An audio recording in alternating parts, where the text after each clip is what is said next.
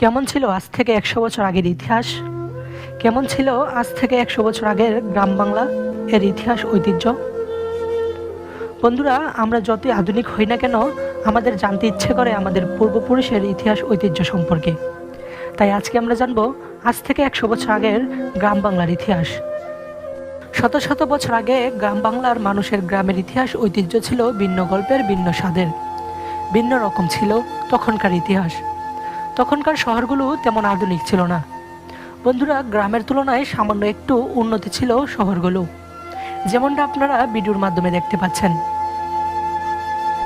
বন্ধুরা, আগের যুগে কিন্তু আমাদের এই গ্রাম বাংলার ইতিহাস এমন ছিল না। তখনকার যুগের মানুষ ছিল একদম সহজ সরল। সে সময়ে শীতের মধ্যে খুবই পরিচিত একটি ডাক শোনা যেত, খেজুর রস বিক্রেতার রস বিক্রির ডাক। খেজুর রস। তখনকার সময় ছিল না চুল কাটার জন্য সেলুন ঘর বা কসমেটিক্সের দোকান। তখনকার সময় গ্রামের মানুষ ভোরের আলো ফোটার আগেই বেরিয়ে পড়তো তাদের কাজে। একটা সময় ছিল যখন গ্রামের মেয়ে বউরা চাল ডাল বা কানাকড়ির বদলে জিনিসপত্র কিনত। নাপিত বাড়ি বাড়ি গিয়ে চুল কাটার জন্য ডেকে বাড়ির উঠোনে বসে চুল কাটাতো। আগের যুগে বিনোদনের একমাত্র প্রধান মাধ্যম ছিল যাত্রাপালা, লোকগীতি, সঙ্গীত বা শীতের রাতে চাঁদের আলোর নিচে হাডুডু খেলা। তখন সন্ধ্যা হলেই গ্রামের বাড়ির উঠোনে যাত্রাপালা, লোকগীতি, সঙ্গীত, মঞ্চনাট্যের আয়োজন হতো এবং গ্রামের সবাই মিলেই একসাথে উপভোগ করত। তখনকার সহজ সরল মানুষের মনে ছিল না হিংসা বিদ্বেষ। তারা তখন সবাই মিলেমিশে একসাথে বসবাস করত। শত শত বছর আগে গ্রামগুলো ছিল বাঘ সহ হিংস্র বন্যপ্রাণীর ভয়। তখন সবাই সন্ধ্যা হওয়ার আগেই নিজ নিজ বাড়িতে চলে যেত। গ্রামে বিকেল হলে দেখা মিলত বাঘ, সিংহ, জঙ্গলি হাতি সহ নানা রকম হিংস্র প্রাণী।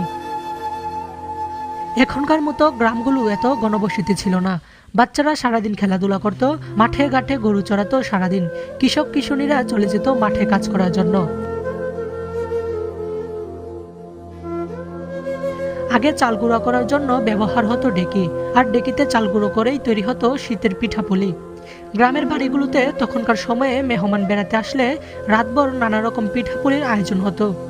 গ্রামের মধ্যে তখন অজস্র আঁকাবাঁকা নদ নদী ছিল। তখনকার সময়ে নদ নদীগুলো পার হওয়ার জন্য ব্যবহার হতো পালতোলা নৌকো, আর মাঝিরা গানের সুরে সুরে নৌকা চালাতো।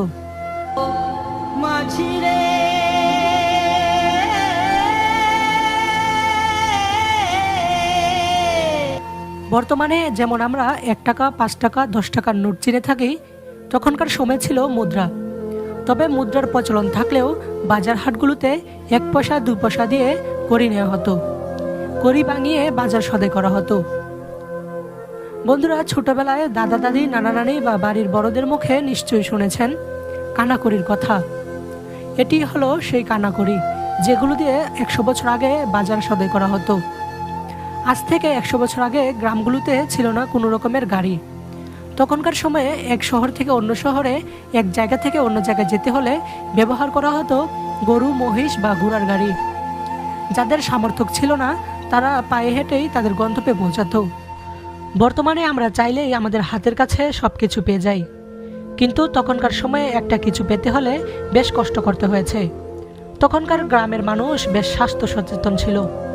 তারা সবাই ব্যায়াম করত নিজ নিজ বাড়িতে। গভীর রাত না জেগে তারা ঘুমিয়ে পড়ত সকাল সকালেই, এবং ভোরের আলো ফোটার আগেই তারা তাদের কাজে বেরিয়ে পড়ত। শিশুরা খালি গায়ে খালি পায়ে থাকতো সারাদিন। তখনকার সময়ে জুতা হিসেবে চটি ব্যবহার হতো। আগের যুগের মানুষের শরীর আয়তন ছিল এখনকার যুগের মানুষের চেয়ে একটু বড়, যদিও আগেকার দিনের মানুষ মাঝে সাঝে দেখা যায় গ্রামগুলোতে। তখনকার সময় শীতের রাতে ঘুমাতে যাওয়ার আগে শরীর আগুনে সেঁকে নিত গ্রামের মানুষেরা।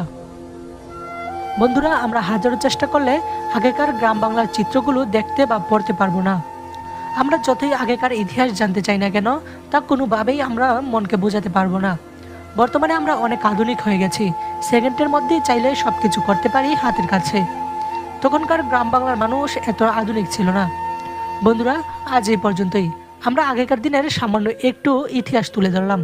আমরা জানি আগেকার দিনের আলোচনা বা গল্প করলে কখনো তা শেষ হবে না। তাই ফিরবো খুব শীঘ্রই নতুন কোনো ইতিহাস অনুসন্ধান নিয়ে। সঙ্গে থাকুন ইতিহাসের অনুসন্ধানে।